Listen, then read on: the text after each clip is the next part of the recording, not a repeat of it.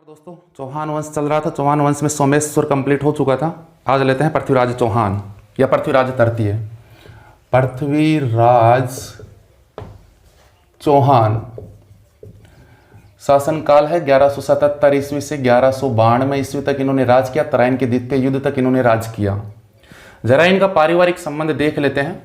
माता पिता पत्नी, ये पूरा संबंध किस प्रकार से, परिवार का क्या मामला था, ये इसे डायग्राम के माध्यम से जरा समझने की कोशिश कीजिए दोस्तों। ये दिल्ली का शासक आनंगपाल है, आनंदपाल नहीं है। आनंगपाल के दो पुत्रियां, यहां से ये नाम का उल्लेख तो नहीं है, लेकिन इसके पति ये विजयपाल कहाँ के शासक थे? विजयपाल कन्नौज के शासक हुआ करते थे, और कन्नौज पड़ता है यूपी में। विजयपाल और यहां से इस पुत्री के जो संतान थी वो थे जयचंद गढ़वाल। और जयचंद गढ़वाल की जो पुत्री थी वो थी संयोगिता। खूब जानी पहचानी है, खूब नाम सुना है। यहां से जो पुत्री थी दूसरी वो थी कपूरी देवी, और कपूर देवी के जो पति थे वो थे सोमेश्वर। और दोस्तों, कपूरी देवी और सोमेश्वर, इनका जो बड़ा पुत्र था वो था पृथ्वीराज। बड़ा पुत्र, ये एरो से पुत्र यहां से दोनों का, वो था पृथ्वीराज चौहान या पृथ्वीराज तृतीय। और इन दोनों का जो छोटा पुत्र था, इन दोनों का, सोमेश्वर और कपूरी देवी का छोटा पुत्र वो था हरिराज। गौर से देखिए दोस्तों, आनंगपाल की बड़ी पुत्री कपूरी देवी का पति सोमेश्वर और इनका बड़ा पुत्र पृथ्वीराज चौहान और छोटा पुत्र हरिराज, दोनों आपस में बराबर के भाई थे। और जयचंद गढ़वाल इन दोनों के मौसेरे भाई थे।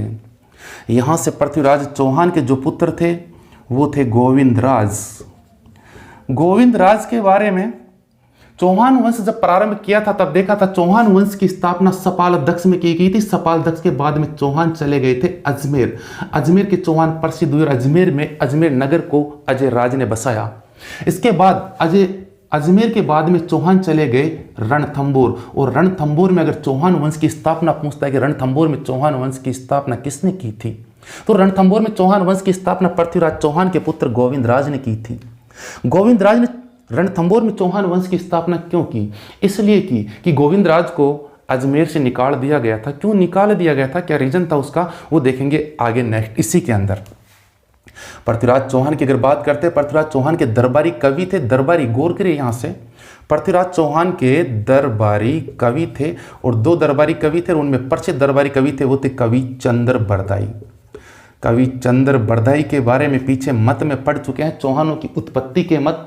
और पहला ही मत पढ़े थे अग्निकुंड का मत कवि चंद्र बरदाई ने दिया था। कवि चंद्र बरदाई ने कहा था अपने ग्रंथ पृथ्वीराज रासों में कि माउंट आबू सिरोही में ऋषि वशिष्ठ के द्वारा अग्निकुंड का यज्ञ करवाया गया। उसी अग्निकुंड से 4 जातियां उत्पन्न हुई, 4 वंश उत्पन्न हुए, प्रतिहार, परमार, चालुक्य और चौहान। ये कवि चंद्र बरदाई पृथ्वीराज चौहान के दरबार में ही रहते थे। यहां से ये संयोगिता के पिता का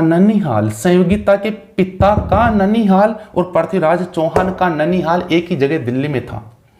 आनंगपाल के कोई लड़का नहीं होने की वजह से, कोई पुत्र नहीं होने की वजह से आनंगपाल ने पृथ्वीराज चौहान अपनी बेटी के बेटे अपने दोहिते को गोद लिया था और दिल्ली की शासन व्यवस्था यहां सौंप दी थी। इसी कारण से पृथ्वीराज चौहान को दिल्ली का अंतिम हिंदू शासक भी कहा जाता है। पृथ्वीराज चौहान ने संयोगिता के साथ गंधर्व विवाह किया। गंधर्व विवाह का मतलब है कि संयोगिता के पिता सहमत नहीं थे, लेकिन फिर भी जबरदस्ती विवाह किया गया। वो किस प्रकार से किया गया? संयोगिता का और पृथ्वीराज चौहान का थोड़ा सा कांटेक्ट आगे बढ़ने लगा। बढ़ने का कारण था संयोगिता अति सुंदरम कन्या अस्ति और पृथ्वीराज चौहान एकदम स्टील बॉडी और जीरो फिजिकल था, स्टील बॉडी थी, तो कहां संपर्क नहीं होता, इन दोनों के मध्य आपस में संपर्क बढ़ता रहा। संयोगिता ने यह बात अपने पिता को बताई कि मैं विवाह करना चाहती हूं पृथ्वीराज चौहान से, लेकिन पिता इससे कहां से सहमत थे? पिता सहमत नहीं हो पाए। सहमत क्यों नहीं हो पाए? इसलिए नहीं हो पाए कि जयचंद गढ़वाल ने पृथ्वीराज चौहान से अपने नाना की संपत्ति में आधा हिस्सा मांगा था। पीछे आपको बताया गया अभी कि आनंगपाल के कोई पुत्र नहीं होने की वजह से, 2 पुत्रियां थी, कोई पुत्र नहीं होने की वजह से आनंगपाल ने पृथ्वीराज चौहान को गोद लिया था। जयचंद गढ़वाल को गोद नहीं लिया, कुछ इसको दिया नहीं। तो जयचंद गढ़वाल ने यह डिमांड पृथ्वीराज चौहान से की कि नाना की संपत्ति में मेरा भी हिस्सा बनता है। पृथ्वीराज चौहान ने कह दिया नाना से हिस्सा ले ले, यहां दोबारा मांगना है तो तोड़ ताड़ के बखेर के रख दिया जाएगा। जयचंद गढ़वाल की इसी वजह से इन दोनों के मध्य थोड़े से द्वेष बढ़ने लगे।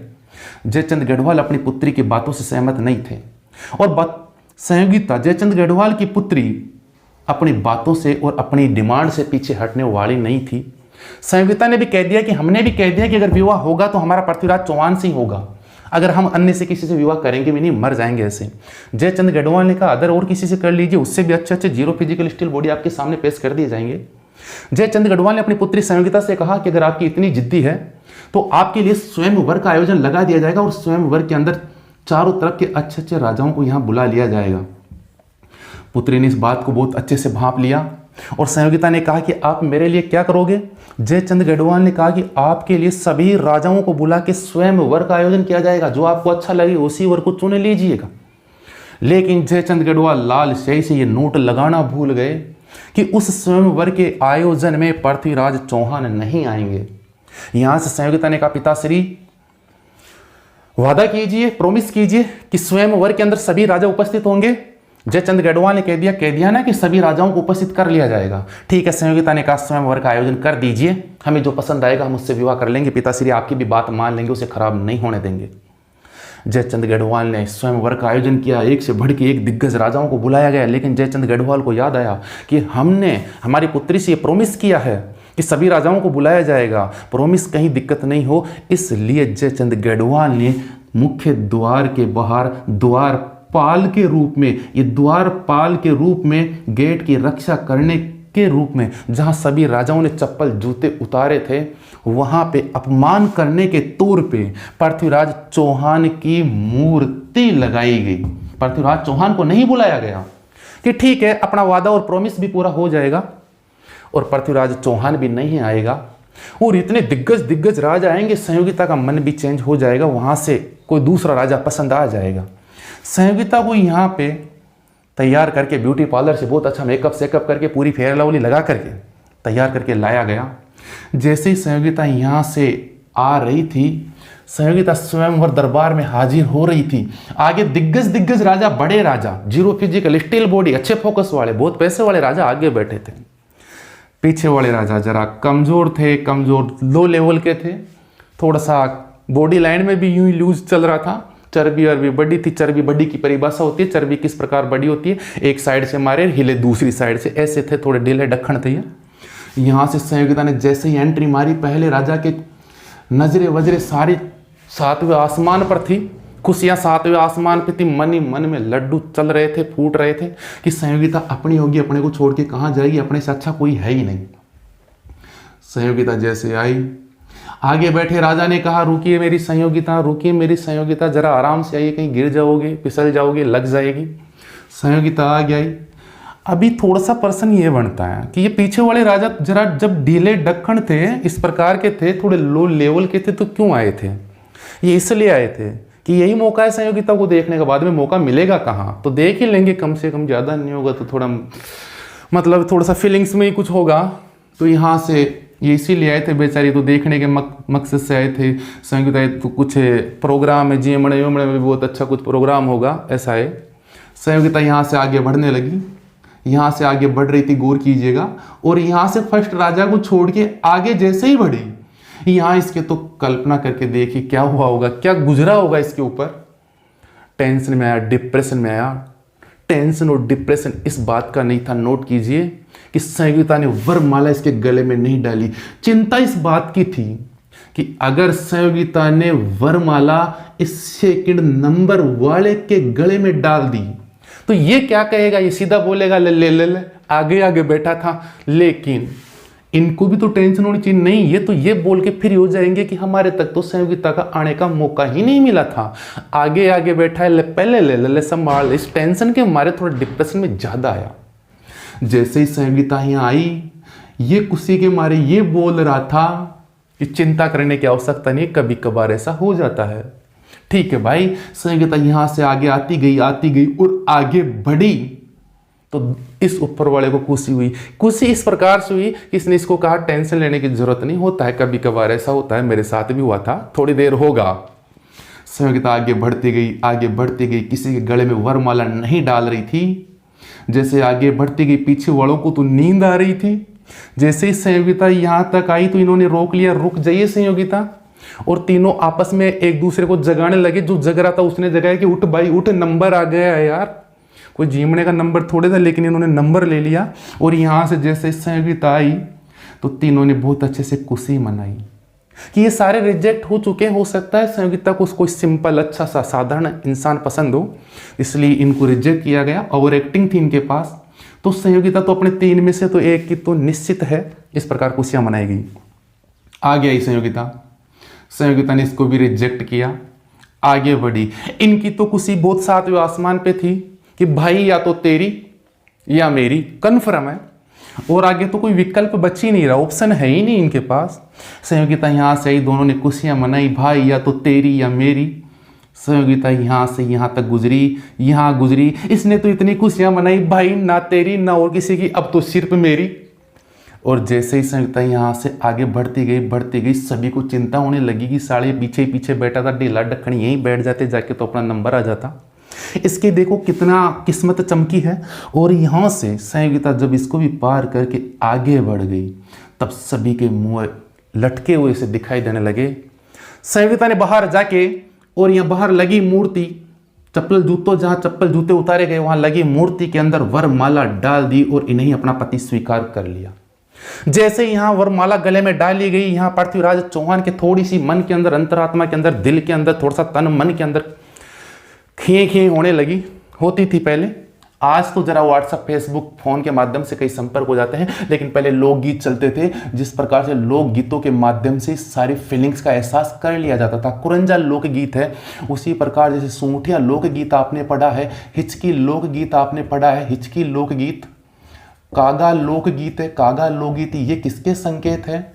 लोकगीत है क्या? लोकगीत किसे कहा जाता है? जो उमंग उमंग उमंग किसी लोकगीत को सुन के या गा के ऐसे अंदरूनी भावनाओं की फीलिंग्स आती है, उमंग वियोग आदि को प्रकट किया जाता है।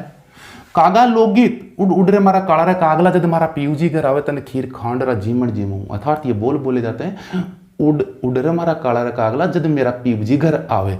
तो यहाँ से पीयूजी को पता चल जाता था कि मुझे बुलाया जा रहा है। यहाँ से कुरंजा लोकगीत के माध्यम से, कुरंजा एक पक्षी है, इसके माध्यम से भी अपने संदेश पहुंचाए जाते थे। एक कुरंजा मारा छेल भंवर से मिला दे रे, इस प्रकार से। और छेल भंवर को इस बात की फीलिंग्स का एहसास हो जाता था कि अपने को कोई मिलने के लिए बुला रहा है।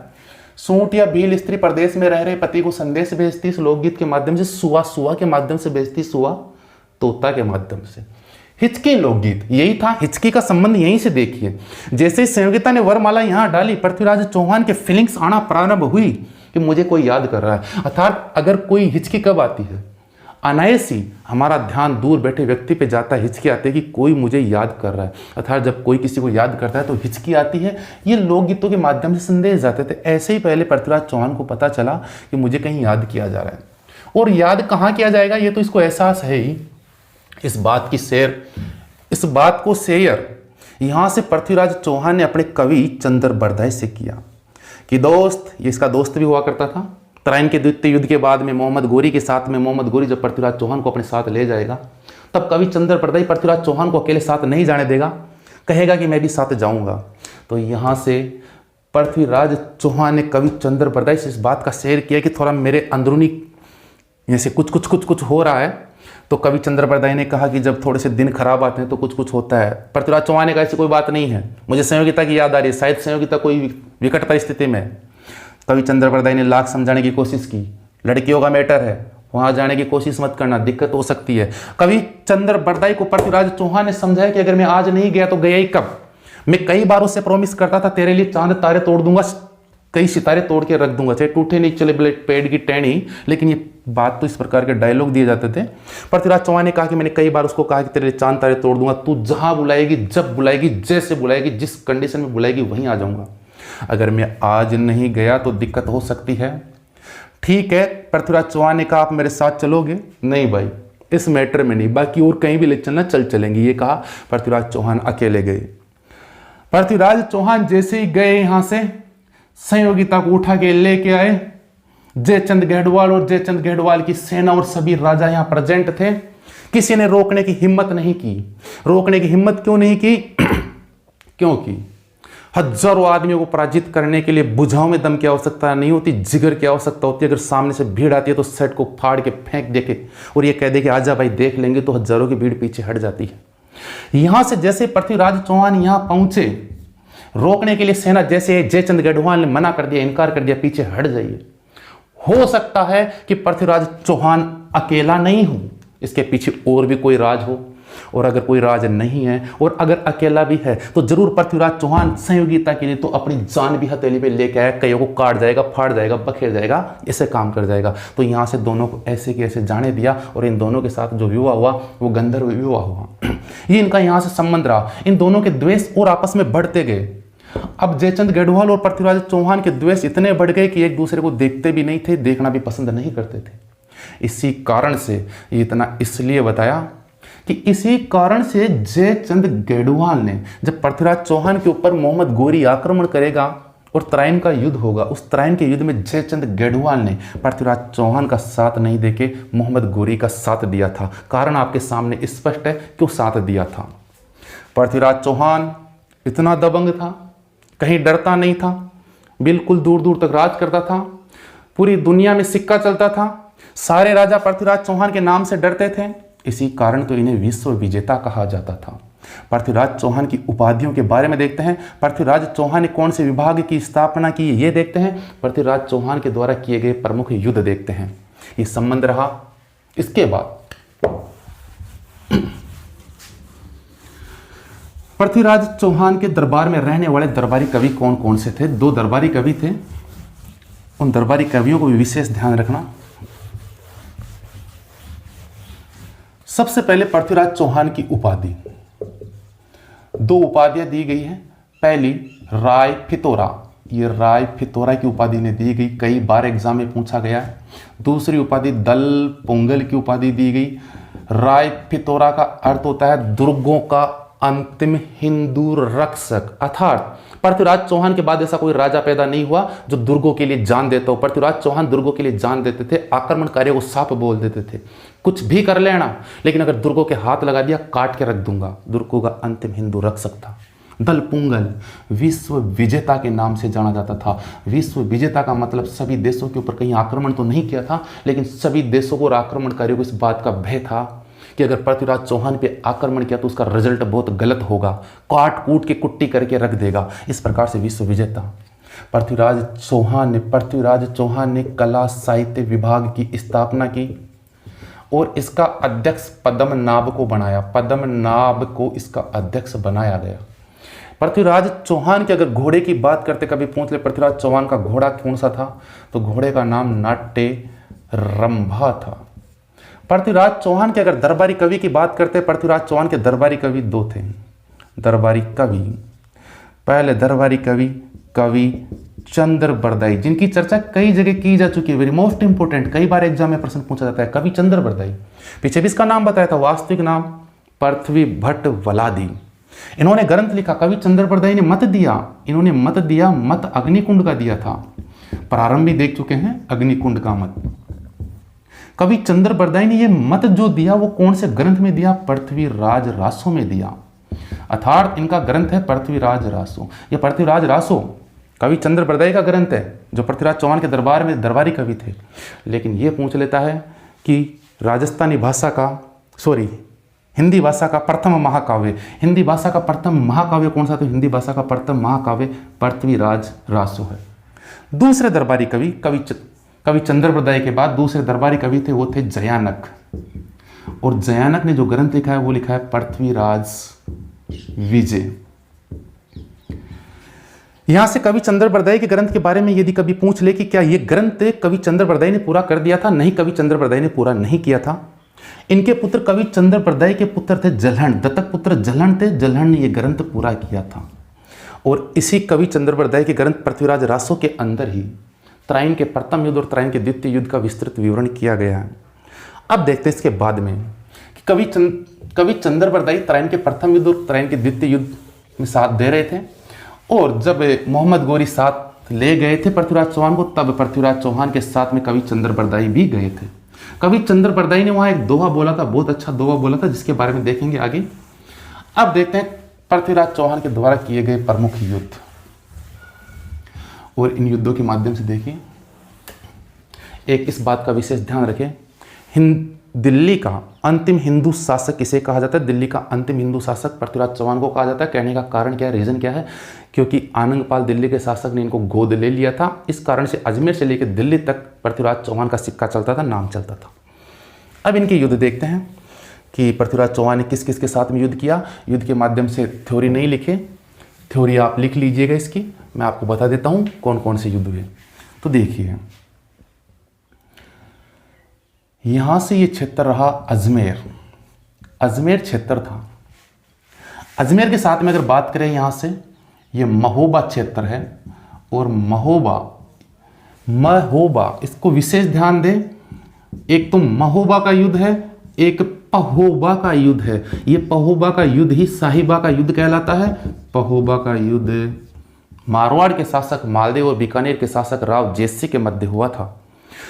पहोबा के युद्ध को पहोबा के युद्ध को साहिबा का युद्ध कहते हैं, न कि महोबा। महोबा का युद्ध अलग है। ये महोबा स्थान कहाँ स्थित है? ये महोबा यूपी में है। अब इसी के साथ में बात करते हैं नीचे, ये माउंट आबू सिरोही के अंदर। इसी प्रकार से इधर देखते हैं, ये अनहिल पाटन। ये अनहिल पाटन कहाँ पड़ता है? अनहिल पाटन है गुजरात में। अनहिल पाटन गुजरात में स्थित है, जहां पे पृथ्वीराज चौहान का जन्म हुआ था। पृथ्वीराज चौहान का जन्म अनहिल पाटन गुजरात में ही हुआ था। इसके बाद ये गजनी, ऊपर अगर स्थान की बात करते हैं तो ये गजनी स्थान है, और गजनी स्थित है अफगानिस्तान में। अफगानिस्तान में गजनी। युद्धों की बात करते हैं, पृथ्वीराज चौहान का संबंध देखते हैं युद्धों के अंदर, तो सीधा सीधा पहले स्थान गजनी अफगानिस्तान में है, अजमेर चल रहा है, अजमेर के चौहान पढ़ रहे हैं। ये अनहिल पाटन गुजरात है, ये माउंट आबू है, और ये महोबा यूपी में है। इनका क्या संबंध है आपस में, बहुत अच्छे से समझने की कोशिश कीजिए। माउंट आबू का शासक जेत सिंह हुआ करता था। माउंट आबू का शासक जेत सिंह, जिसकी पुत्री थी इच्छिनी। ये इच्छिनी इनकी पुत्री थी। यहां से अनहिल पाटन गुजरात का शासक भीमदेव हुआ करता था। ये देखिए एक बार, अनहिल पाटन गुजरात में है, अनहिल पाटन, जहां का शासक भीमदेव, और ये भीमदेव भी सेकंड द्वितीय हुआ करता था। यहां से बीच में ये नागौर स्थान पड़ता था। नागौर बीच के अंदर, यहां से नागौर का युद्ध होगा। गजनी की बात करते हैं तो गजनी का यहां से इस समय आक्रमणकारी जो आक्रमण कर रहा था वो मोहम्मद गोरी था। मोहम्मद गोरी। ये देखते हैं किस प्रकार से आक्रमण हुआ इनके मध्य।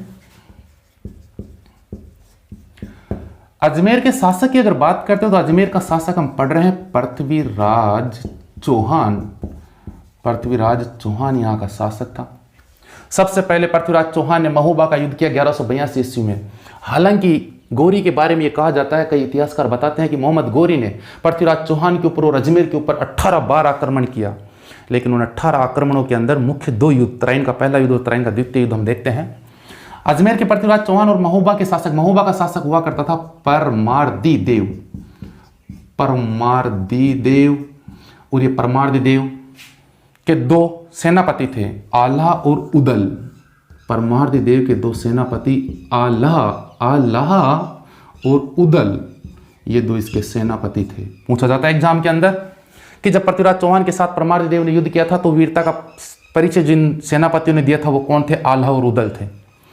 पृथ्वीराज चौहान के और परमार्दी देव के मध्य जो युद्ध हुआ था, इन दोनों के मध्य ये युद्ध हो रहा है, इन दोनों के मध्य जो युद्ध हुआ उसको महोबा के युद्ध के नाम से जाना गया, महोबा का युद्ध।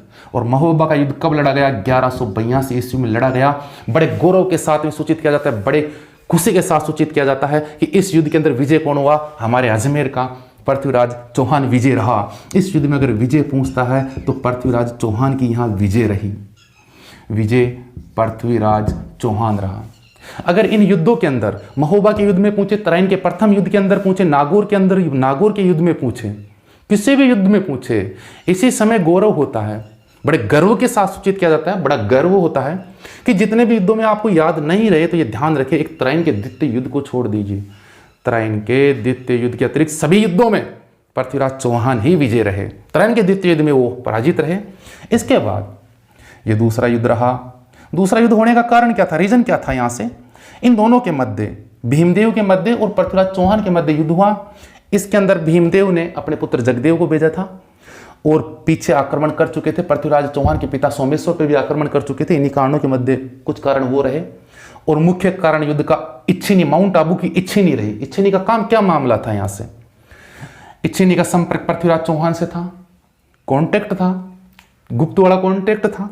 इधर से इच्छिनी का संपर्क भीमदेव के साथ में बताया जाता है और इच्छिनी से जब पूछा गया, इनकी भी कोई दोष नहीं था, इच्छिनी से पूछा गया, पृथ्वीराज चौहान ने पूछा कि कहीं और संपर्क तो नहीं है? तो बोले नहीं नहीं कहीं और नहीं है, तो पता नहीं आप इससे पहली बार हुआ है। पृथ्वीराज चौहान ने कहा फिर आप ऐसे, इच्छिनी ने कहा कि मैं तो समझती नहीं ऐसा क्या होता है। तो पृथ्वीराज चौहान ने कहा समझते नहीं तो फिर यहाँ कॉन्टैक्ट कैसे हो गया? बोले पहली बार आपको देख के खिए हो गई इसलिए हो गया। चलो ठीक है भाई, ओके कोई दिक्कत नहीं। भीमदेव ने पूछा और कहीं तो नहीं है? बोले नहीं है कहीं भी, पहली बार आप ही को देख के, पता नहीं पहली बार आपको देख के ऐसा हो गया, खिए हो गई। चलो ठीक है भाई कोई दिक्कत नहीं। पता चला युद्ध हुआ। यहाँ से इन दोनों के मध्य युद्ध हुआ और इन दोनों के मध्य जो युद्ध हुआ उस युद्ध को कहा गया नागौर का युद्ध। दोस्तों याद रखें, नागौर का युद्ध कब लड़ा गया? 1184 ईस्वी में लड़ा गया। पीछे बता दिया गया, पृथ्वीराज चौहान जहां भी युद्ध करेंगे युद्ध जीत के आएंगे। वो लास्ट का एक युद्ध हार गए, वो भी थोड़ा सा गलतफहमी में पराजित हुई। इसके अंदर अनिल पाटन के शासक भीमदेव के साथ और पृथ्वीराज चौहान के साथ मध्य युद्ध हुआ। नागौर का युद्ध हुआ 1184 में हुआ और इस युद्ध में विजय की अगर बात करते तो विजय पृथ्वीराज चौहान ही हुआ। युद्ध का कारण कौन था? कारण पूछे, कारण इच्छिनी है। इच्छिनी का मामला देख लीजिए अपने हिसाब से, बीच के अंदर इच्छिनी ने विवाद करवाया। इसके बाद अगर मोहम्मद गौरी की बात करें, मोहम्मद गौरी ने पृथ्वीराज चौहान के ऊपर आक्रमण किया। मोहम्मद गौरी की अगर बात करें तो मोहम्मद गौरी ने आक्रमण किया, हर जगह पराजित होते ही जा रहे थे। दुनिया वालों को संदेश दे रहे थे मोहम्मद गौरी की मैंने भारत के अंदर जहां भी आक्रमण किया वहीं से पराजित ही पराजित, केवल रिजल्ट एक ही निकल के आता है, पराजित होना। दुनिया वालों ने कहा, आक्रमणकारियों ने कहा, अन्य ने समझाया कि मोहम्मद गौरी तूने आक्रमण कहां कहां किया? गौरी ने कहा मैंने हर जगह आक्रमण करके देख लिया, केवल और केवल हार के अलावा कोई रिजल्ट नहीं आता। दुनिया वालों ने कहा कि पूरे भारत में, संपूर्ण भारत के अंदर, राजस्थान का नाम राजाओं का स्थान, राजस्थान नाम इसीलिए रखा गया है, राजाओं का स्थान। तो राजा तो भाई राजस्थान में थोड़े थे, और भी राजा थे, हर जगह थे, लेकिन और राजाओं और राजस्थान के राजाओं में अंतर था। और डेलखंड राजा थे, यहाँ के बिल्कुल जीरो फिजिकल स्टेल बॉडी थे। दुनिया वालों ने समझाया, बड़ा गर्व होता है कि पूरे भारत में, संपूर्ण भारत के अंदर एक छोटा सा क्षेत्र पड़ता है राजस्थान, और राजस्थान के अंदर वहां का एक शासक है, दबंग शासक है पृथ्वीराज चौहान। यदि आप उसे जीत लेते हैं तो आपको भारत को जीतने की आवश्यकता नहीं होगी। और अगर मोहम्मद गौरी, अगर आपने पूरे भारत को भी जीत लिया और अगर उस बंदे को नहीं जीता, अगर उसको पता चल गया तो वो काट के रख देगा, छांग के रख देगा। इसलिए मोहम्मद गौरी ने सोचा कि अपनी सेना की शक्ति को क्यों कमजोर किया जाता है, क्यों ना पृथ्वीराज चौहान पे ही आक्रमण कर दिया जाए। पृथ्वीराज चौहान ने यहाँ आक्रमण करने से पहले भीमदेव के साथ भी युद्ध कर चुके थे। मोहम्मद गौरी यहाँ पे भीमदेव के ऊपर आक्रमण कर चुके थे, दोनों के मध्य युद्ध हुआ था। मैंने अभी बताया कि मोहम्मद गौरी जहां भी आक्रमण करते थे वहां से रिजल्ट एक ही आता था, पराजित होना। मोहम्मद गौरी जब यहाँ पे युद्ध किया तो ये युद्ध कहलाया माउंट आबू का युद्ध। माउंट आबू का युद्ध, या इसी युद्ध को कहा गया अहीरवाड़ा का युद्ध। अगर इस युद्ध के बारे में पूछे कि ये कब लड़ा गया तो ये 1178 ईस्वी में लड़ा गया। 1178 में माउंट आबू का युद्ध या अहीरवाड़ा का युद्ध। विजय कौन हुआ इस युद्ध में? मोहम्मद गौरी हर जगह पराजित होते जा रहे थे, गलती से अंतिम युद्ध को जीत लिया। यहां से इस युद्ध में विजय भीमदेव हुए। अगर विजय पूछे कि विजय कौन हुए तो भीमदेव हुए। इसके बाद मोहम्मद गौरी ने पृथ्वीराज चौहान पे आक्रमण किया। मोहम्मद गौरी ने पृथ्वीराज चौहान पे आक्रमण किया और पहला आक्रमण किया ये कहलाया तराइन का प्रथम युद्ध। तराइन का प्रथम युद्ध, ये तराइन का प्रथम युद्ध कब लड़ा गया? 1191 में लड़ा गया। स्थान पूछ लेता है एग्जाम में, कई बार पूछा स्थान, कहाँ लड़ा गया? करनाल में लड़ा गया। करनाल कहाँ स्थित है? हरियाणा में है। करनाल के मैदान में युद्ध लड़ा गया, 1191 में लड़ा गया। दोस्तों यहाँ ध्यान दीजिए कि पृथ्वीराज चौहान का सिक्का इतना चलता था, राय पिथौरा कहा गया विश्व विजेता दल पुंगल की उपाधि ने दी गई, विश्व में नाम चलता था। पृथ्वीराज चौहान की सेना ने मोहम्मद गोरी की सेना को ट्राइन के प्रथम युद्ध के अंदर गाजर मूली की तरह काट दिया, पराजित कर दिया, और मोहम्मद गोरी की सेना पराजित होकर भाग के वापस पीछे हट गई। लेकिन बड़े गर्व के साथ सूचित किया जाता है कि पृथ्वीराज चौहान की सेना ने मोहम्मद गोरी को बंदी बना लिया, मोहम्मद गोरी को, स्वयं मोहम्मद गोरी को बंदी बना लिया, और बंदी बना के पृथ्वीराज चौहान की सेना ने मोहम्मद गोरी को बंदी बना के पृथ्वीराज चौहान के सामने पेश कर दिया गया। यहाँ पे मोहम्मद गोरी ने पृथ्वीराज चौहान के सामने, गौर कीजिएगा, बंदी बनाया गया इसे और पेश किया गया पृथ्वीराज चौहान के सामने। पृथ्वीराज चौहान ने मोहम्मद गोरी के ऊपर दया की। दया करने का रीजन था, मोहम्मद गोरी पृथ्वीराज चौहान के दरबार में घुटनों के बल बैठ के, मंदिर के अंदर जिस प्रकार से, मंदिर मस्जिद के अंदर जिस प्रकार से घुटनों के बल बैठ जाते हैं, उसी प्रकार से मोहम्मद गोरी ने पृथ्वीराज चौहान के सामने दरबार में घुटनों के बल बैठ के अपने प्राणों की भीख मांगी। और मोहम्मद गोरी ने शब्द बोले, तू ही राम, तू ही रहीम, तू ही खुदा, तू ही करीम, तू ही मेरा सब कुछ है रे पृथ्वीराज चौहान, मुझे माफ़ कर दे, मेरे प्राणों को माफ़ कर दे। तब पृथ्वीराज चौहान ने कहा, पृथ्वीराज चौहान को थोड़ा अंदर से ऐसा हुआ कि मैं ही राम, मैं ही रहीम, मैं ही खुदा, मैं ही करीम, मैं ही तेरा बाप, सब कुछ मैं ही हूँ। ठीक है, जब माफ़ किया जाता है, जीवन दान दिया जाता है, निकल ले यहाँ से। मोहम्मद गोरी यहाँ से मैदान से, यहाँ से दरबार से निकल तो पड़े, लेकिन वापस लौट के नहीं गए और अपनी योजना बनाने लगे कि अब तो कोई सिस्टम ही कोई दूसरा करना होगा, दूसरा तरीका अपनाना होगा युद्ध के लिए, क्योंकि यहाँ की सेना से जिगर ठोक के सामने से पराजित करना बड़ा मुश्किल है। टेक्नोलॉजी के साथ मोहम्मद गोरी को पता था कुछ टेक्नोलॉजी का प्रयोग किया जाएगा, कुछ छल कपट और धोखा करके इनको पराजित किया जा सकता है, सीधा ठोक के इनको पराजित नहीं किया जा सकता। जब यहां से मोहम्मद गोरी अपनी योजनाएं बना रहे थे, तब पृथ्वीराज चौहान की सेना ने कई बार यहां से कहा था कि यहां क्यों बैठे हैं। तब मोहम्मद गोरी ने कहा था कि साहब, ठुकते ठुकते ठुकते ठुकते इतने जॉइंट ढीले हो चुके हैं कि पता नहीं, आवाज़ आती है, थोड़ा सा हाइडेक्स वाइडेक्स लगा ले और थोड़ा सा हाथ पैर वो सही करके निकल चले जाएं, निकल लेंगे यहाँ से, आप परेशान नहीं हुए। तब पृथ्वीराज चौहान की सेना थोड़ी सी कमजोर रही। पृथ्वीराज चौहान का तराइन के दूसरे युद्ध के अंदर पराजित होने का कारण यह था कि पृथ्वीराज चौहान की सेना और पृथ्वीराज चौहान ने मोहम्मद गोरी को पूर्णतया पराजित करके समाप्त नहीं कर दिया, थोड़ा वापस इनको छोड़ दिया, जबकि यहाँ योजना बनाई जा रही थी। लेट तक मोहम्मद गोरी ने अपनी सेना से कहा, मोहम्मद गोरी की सेना अधिकांश समाप्त हो चुकी थी, युद्धों में मर चुकी थी। यहाँ से मोहम्मद गोरी ने अपनी सेना से कहा कि बैठे रहिए, नाइट तक बैठे रहेंगे, आज सोएंगे कोई नहीं।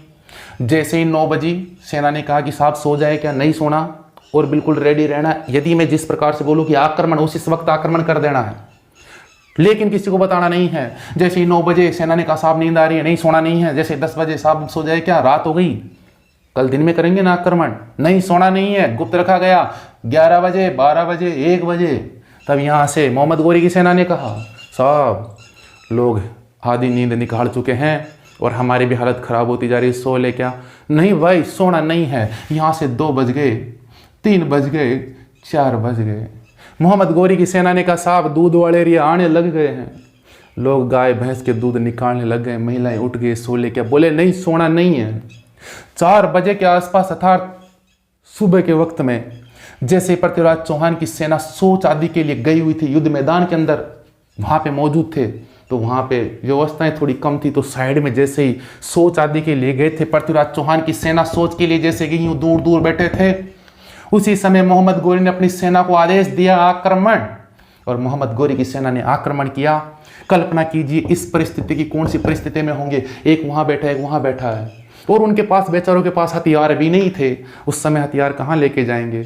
जैसे पीछे से आक्रमण किया, यहाँ पे पृथ्वीराज चौहान की सेना पराजित हुई और तराइन के प्रथम युद्ध के अंदर मोहम्मद गोरी को बंदी बना लिया गया था। गौर कीजिए दोस्तों, तराइन के प्रथम युद्ध के अंदर मोहम्मद गोरी को बंदी बना के पृथ्वीराज चौहान के दरबार में पेश किया गया था। तराइन के द्वितीय युद्ध में मोहम्मद गोरी ने पृथ्वीराज चौहान को बंदी बना लिया और यहाँ से मोहम्मद गोरी ने पृथ्वीराज चौहान से कहा वक्त वक्त की बात है, समय समय की बात है, एक वो दिन था जिस दिन मैं तेरे सामने प्राणों की भीख मांग रहा था, आज तू मेरे से प्राणों की भीख मांग। पृथ्वीराज चौहान ने कहा था कि एक भारत माँ का सपूत, भारत माँ का लाल और राजस्थान का राजपूत, राजा का पूत, जब तक शरीर में जान है प्राणों की भीख मांगना दूर की बात, बिल्कुल भी झुकने के लिए तैयार नहीं है। मोहम्मद गोरी ने कहा, आंखें नीची कर बोल दिया, भारत माँ का सपूत जब तक जिंदा रहेगा, शरीर में दम रहेगा, तब तक आंखें नीची नहीं होगी। अर्थात पृथ्वीराज चौहान मोहम्मद गोरी की आंखों में आंखें मिलाते रहे और ये संकेत देते रहे कि दोस्त, यदि आज तू जिंदा है तो केवल और केवल मेरी बदौलत है। अगर खास मैं उस दिन तेरे को नहीं छोड़ा होता तो तू आज जिंदा नहीं होता। तूने उस दिन मुझे अपने बाप के बराबर माना था, तेरा बाप था इसलिए छोड़ दिया था। मोहम्मद गोरी ने कहा, कम बोल, कम नहीं बोल, सारी मेरी बदौलत है। तब मोहम्मद गोरी ने कहा कि अपने गले में तो कुत्ते भी शेर होते हैं, इस पृथ्वीराज चौहान को यहाँ से बंदी बना के गजनी लेके चलते हैं। और यहाँ से पृथ्वीराज चौहान को बंदी बनाया गया और अपने साथ ले जाया गया। ये कौन सा युद्ध हुआ था? ये तराइन का द्वितीय युद्ध था। और तराइन का द्वितीय युद्ध कब लड़ा गया? 1192 में, अगले ही वर्ष लड़ा गया, 91 के जस्ट अगले ही वर्ष। अगर स्थान पूछता है कि कहाँ लड़ा गया, तो वही करनाल के मैदान हरियाणा में लड़ा गया। इस युद्ध में विजय कौन रहा? इस युद्ध में विजय पृथ्वीराज चौहान की हार हुई और मोहम्मद गोरी इस युद्ध में विजय रहे। ये भी आपको पीछे बताया था कि मोहम्मद गोरी का सेनापति कुतुबुद्दीन ऐबक था, जो मोहम्मद गोरी के साथ आया था और कुतुबुद्दीन ऐबक यहीं रुक गया था। मोहम्मद गोरी ने कुतुबुद्दीन ऐबक को यहीं छोड़ दिया था, भारत में छोड़ दिया था। मोहम्मद गोरी ने कहा था कि मैं पृथ्वीराज चौहान को लेके जाता हूं, कुतुबुद्दीन ऐबक आप भारत में रहे। और भारत के अंदर मोहम्मद गोरी ने कहा था, कुतुबुद्दीन ऐबक आप भारत में रहे और भारत के अंदर मुस्लिम साम्राज्य की स्थापना कीजिए। दोस्तों, वेरी मोस्ट इंपोर्टेंट पर्सन, यदि पूछता है कि भारत के ऊपर आक्रमण करने वाला पहला मुस्लिम आक्रमणकारी कौन था, जिसका लक्ष्य केवल और केवल भारत से धन दौलत लूटना था, मोहम्मद बिन कासिम था। और भारत में मुस्लिम साम्राज्य का प्रथम संस्थापक या मुस्लिम साम्राज्य का संस्थापक पूछे, मुस्लिम साम्राज्य की स्थापना करने वाला कौन था? मोहम्मद गोरी था। मोहम्मद बिन कासिम ने भारत में मुस्लिम साम्राज्य की स्थापना नहीं की थी। उसका लक्ष्य केवल और केवल भारत से धन दौलत लूटना था। मोहम्मद गोरी के सेनापति कुतुबुद्दीन ऐबक यहाँ रुके और विग्रहराज चतुर्थ बिसल देव के द्वारा 1153 ईस्वी के अंदर, 1153 ईस्वी में बिसल देव ने पीछे बता दिया था, पीछे वाले वीडियो में स्पष्ट किया था कि बिसल देव ने 1153 ईस्वी में अजमेर में संस्कृत पाठशाला का निर्माण करवाया था। उस संस्कृत पाठशाला को कुतुबुद्दीन ऐबक ने 1199 में तोड़वाकर ध्वस्त करके उसकी जगह 2.5 दिन का झोपड़ा बना दिया था। यहां से मोहम्मद गोरी पृथ्वीराज चौहान को अपने साथ ले गए। कहां ले गए? गजनी ले गए, गजनी अफगानिस्तान ले गए। लेकिन पृथ्वीराज चौहान अकेले नहीं गए थे, पृथ्वीराज चौहान के साथ में यहां से इनके दरबारी कवि थे और दरबारी कवि चंद्र बरदाई थे। दोस्तों, कवि चंद्र बरदाई दरबारी कवि नहीं थे, इनके दोस्त भी थे। कवि चंद्र बरदाई ने कहा था कि मैं अकेला नहीं, आपको अकेले नहीं जाने दूंगा, साथ भी मैं भी चलूंगा साथ। कवि चंद्र बरदाई और पृथ्वीराज चौहान दोनों साथ गए थे। जब यहाँ पे गजनी ले जाया गया, एक बार इसका स्क्रीनशॉट ले लीजिए, देख लीजिए, युद्ध रहे। इसके बाद आगे गजनी में क्या हुआ वो गजनी देखते हैं। तराइन का प्रथम युद्ध पृथ्वीराज चौहान जीत गए, तराइन का द्वितीय युद्ध पृथ्वीराज चौहान हार गए और मोहम्मद गोरी पृथ्वीराज चौहान को अपने साथ गजनी अफगानिस्तान ले गए। साथ में कवि चंद्र बरदाई गए हैं। पृथ्वीराज चौहान ने पहले ये स्पष्ट कर दिया था कि भारत माँ का सपूत, भारत माँ का लाल, राजस्थान की माटी का लाल जब तक जिंदा रहेगा तब तक अपनी आंखें नीचे नहीं करेगा और बिल्कुल झुकने के लिए तैयार नहीं रहेगा। पृथ्वीराज चौहान मर मिटने के लिए तैयार थे, लेकिन मोहम्मद गोरी की अधीनता स्वीकार करने के लिए तैयार नहीं थे। इसके बाद में अगर बात करें कि आगे बातें क्या हुई, क्या रहा आगे का मैटर, तो देखते हैं। ये गजनी रहा, कवि चंद्र बरदाई साथ गए हैं, बातचीत होगी। पृथ्वीराज चौहान ने बिल्कुल कह दिया था भारत माँ का सपूत झुकेगा नहीं और झुका भी नहीं। अपना नाम बिल्कुल बरकरार इन्होंने रखा। और किस प्रकार से रखा?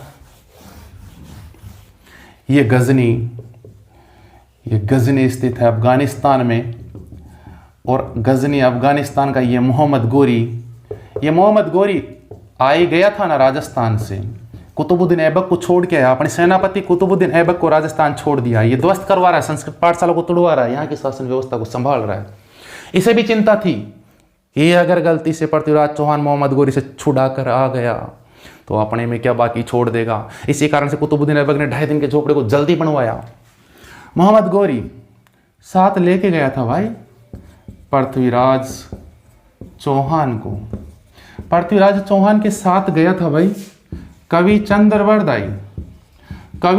बरदाई और पृथ्वीराज चौहान की कोड भाषा की लैंग्वेज बहुत अच्छी थी। यहां से कवि चंद्र बरदाई और पृथ्वीराज चौहान साथ थे। कवि चंद्र बरदाई ने मोहम्मद गोरी से कहा कि हमारे राजा के पास कुशल प्रकार की कई प्रकार की कलाएं हैं। आप देखना चाहते हैं? मोहम्मद गौरी ने कहा बिल्कुल देखना चाहते हैं कौन सी कला है। यहां से कवि चंद्र बरदाई ने कहा कि इनकी आंखें बंद कर देने के बाद भी ये शब्द भेदी बाण चलाने में दक्ष है। लेकिन इससे पहले इन दोनों के मध्य विवाद हो चुका था।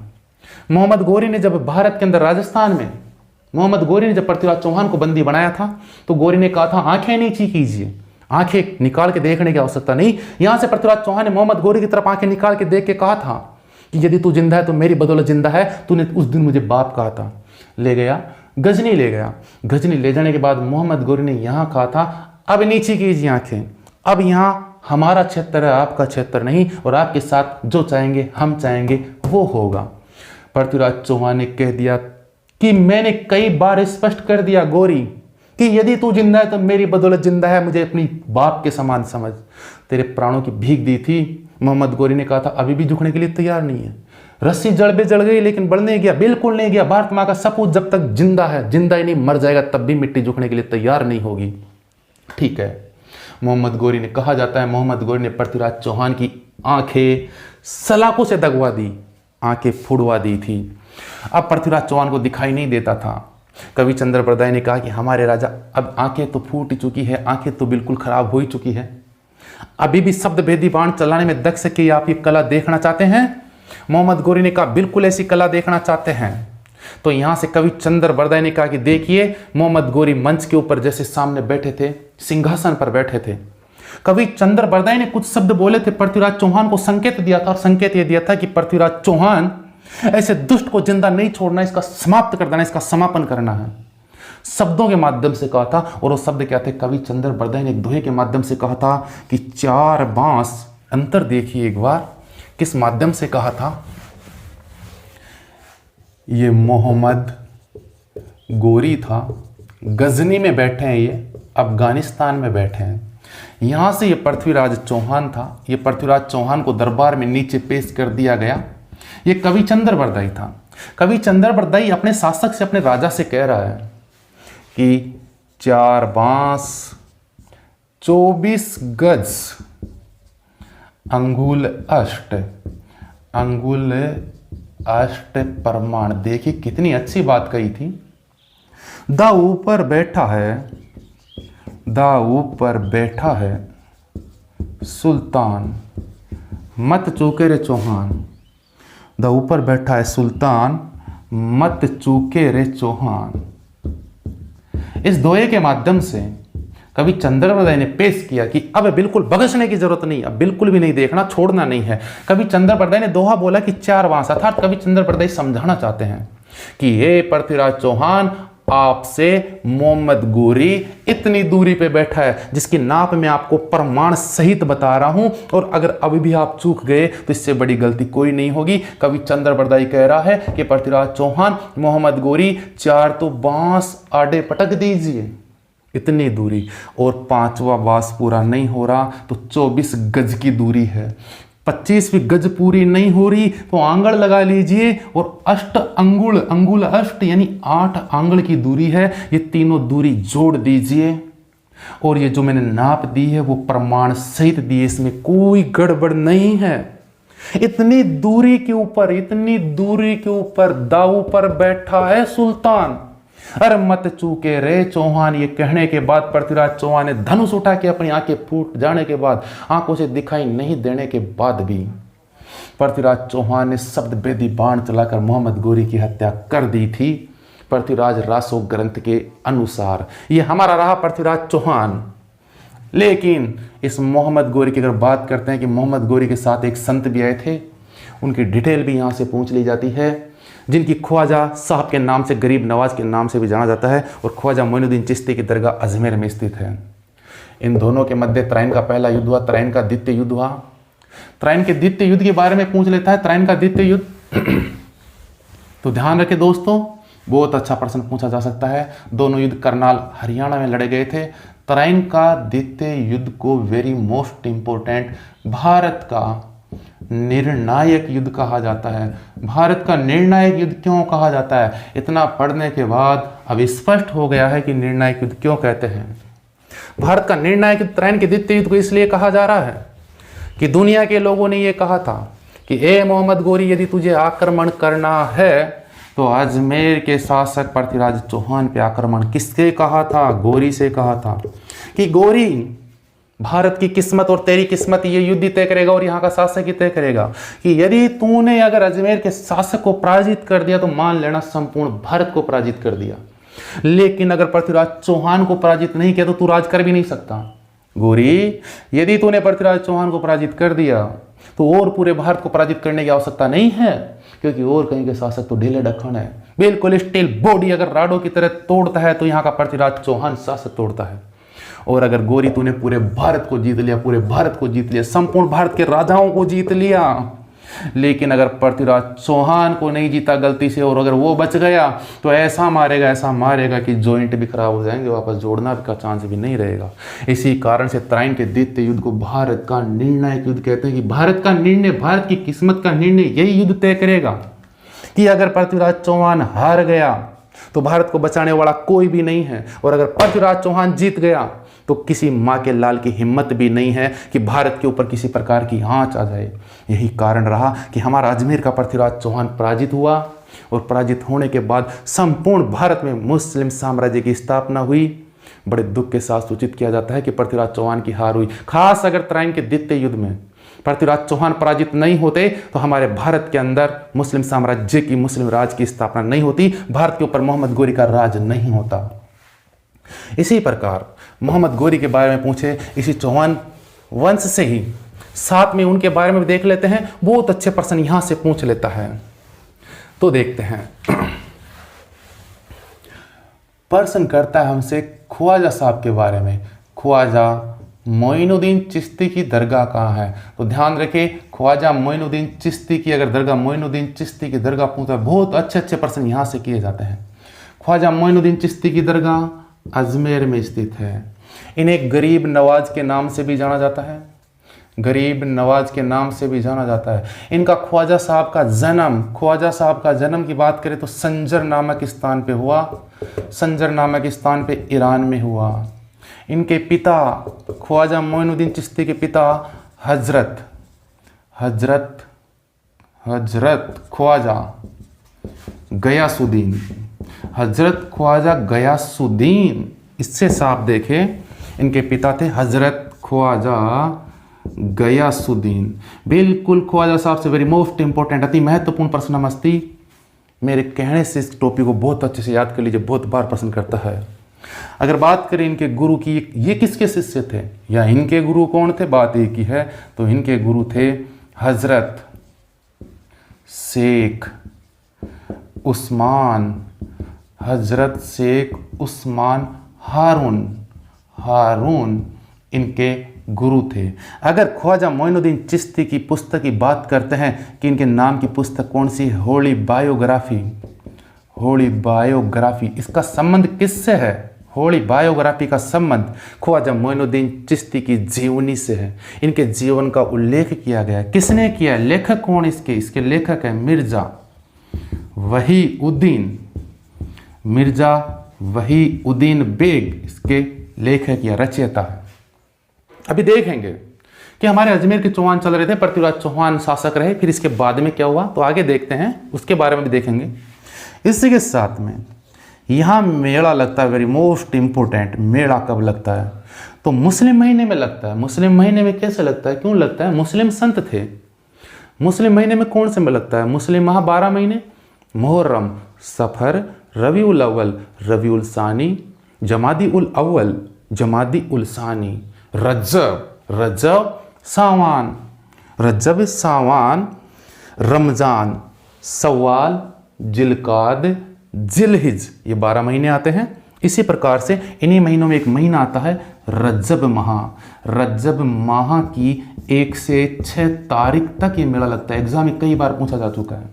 दोस्तों यहाँ ध्यान दे, ये मेला लगता कहाँ, इस मेले का स्थान पूछे तो ये अजमेर में ही लगता है, ख्वाजा मोइनुद्दीन चिश्ती की दरगाह में लगता है। लेकिन याद रखने के लिए लायक बात यह है यहाँ से कि ये मेला संतों में, लोक देवताओं में पूछे तो अलग होगा। अगर संतों में पूछे तो राजस्थान में संतों का सबसे बड़ा सांप्रदायिक सद्भावना का मेला कौन सा है? ख्वाजा साहब का मेला है। संतों के अंदर सांप्रदायिक सद्भावना का, अर्थात सभी धर्मों के लोग यहाँ भाग लेते हैं। लेकिन अगर लोक देवताओं में पूछ ले, लोक देवताओं में सांप्रदायिक सद्भावना का सबसे बड़ा मेला किसका है? तो रामदेव जी का मेला लोक देवताओं में सांप्रदायिक सद्भावना का सबसे बड़ा मेला है। इसी के साथ ख्वाजा मोइनुद्दीन चिश्ती की दरगाह के बारे में पूछता है कि यहाँ पे 2 देग रखी हुई है। 2 देग, ये देग क्या है? बड़ी कढ़ाइयाँ हैं जो रखी है। जैसे ही ख्वाजा मोइनुद्दीन चिश्ती की दरगाह में एंट्री मारते हैं, अंदर जाते हैं, तो जाते वक्त राइट साइड में बड़ी देग रखी है और लेफ्ट साइड में, अंदर जाते वक्त एंट्री मार के अंदर जा रहे हैं उस वक्त की बात है, राइट साइड में बड़ी देग है, लेफ्ट में छोटी देग है। बड़ी देग का निर्माण 2 देग है, एक बड़ी है एक छोटी है। बड़ी देग का निर्माण किसने करवाया? पूछ लेता है, अकबर ने। छोटी का निर्माण किसने करवाया? तो अकबर के बेटे जहांगीर ने इसका निर्माण करवाया, सलीम ने इसका निर्माण करवाया। ख्वाजा मोइनुद्दीन चिश्ती का मुख्य द्वार निज़ाम द्वार के नाम से जाना जाता है, जो हैदराबाद के शासक ने उसका निर्माण करवाया, निज़ाम द्वार। ये ख्वाजा मोइनुद्दीन चिश्ती का उल्लेख था। ये ख्वाजा मोइनुद्दीन चिश्ती के बीच में, चौहान वंश के बीच में उल्लेख आया कहाँ से? बहुत अच्छा प्रश्न करता है। ये ख्वाजा मोइनुद्दीन चिश्ती थे कौन? इनका जन्म संजर ईरान में हुआ था। इनका जन्म संजर नामक स्थान ईरान में हुआ था। ये ख्वाजा मोइनुद्दीन चिश्ती मोहम्मद गोरी के साथ ये ख्वाजा मोइनुद्दीन चिश्ती मोहम्मद गोरी के साथ आए थे। और मोहम्मद गोरी के साथ आए मुस्लिम संत थे। किसके साथ आए थे? पूछ लेता है। आक्रमणकारी मोहम्मद गोरी के साथ आए थे। किसके शासनकाल में आए थे? पृथ्वीराज चौहान के शासनकाल में आए थे। मोहम्मद गोरी ने इन्हीं के आशीर्वाद से सब कुछ किया। मोहम्मद गोरी को सफलता मिली, द्वितीय युद्ध के अंदर विजय रहे। इस कारण से मोहम्मद गोरी ने ख्वाजा मोइनुद्दीन चिश्ती को एक उपाधि प्रदान की थी। बहुत अच्छे से पूछ लेता है कि ख्वाजा मोइनुद्दीन चिश्ती मोहम्मद गोरी के साथ अजमेर आए थे। किसके शासनकाल में आए थे? पृथ्वीराज चौहान के शासनकाल में आए थे। मोहम्मद गोरी ने ख्वाजा मोइनुद्दीन चिश्ती को मोहम्मद गोरी ने उपाधि दी थी सुल्तान उल हिंद की उपाधि दी थी। ये उपाधि इन्होंने प्रदान की।